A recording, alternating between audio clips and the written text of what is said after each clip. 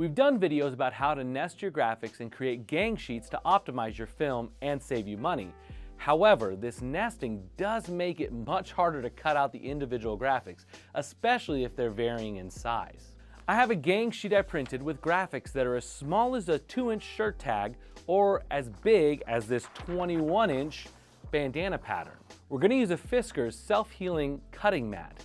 Make sure you get one with a grid pattern on, as that will make it a lot easier to make straight cuts. Also, make sure it's big enough to handle your film width. We printed on the Mamaki, so it needs to be at least 32 inches wide.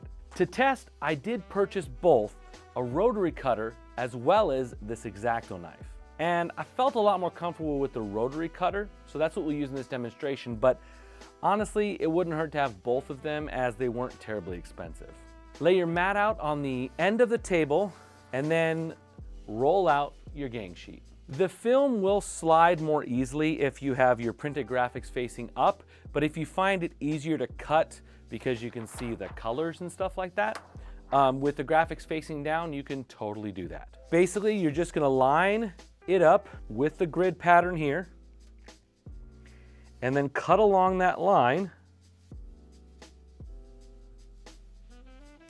just like that. Now we can go in here and cut out these smaller graphics.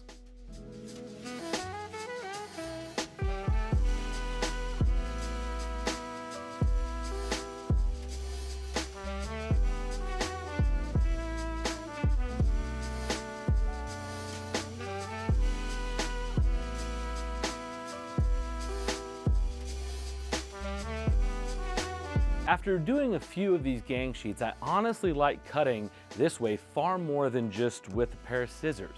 I can also see this working well if you're cutting out uncured graphics that you're going to hand powder, as there's less of a risk of you bumping the graphic with your hand using scissors.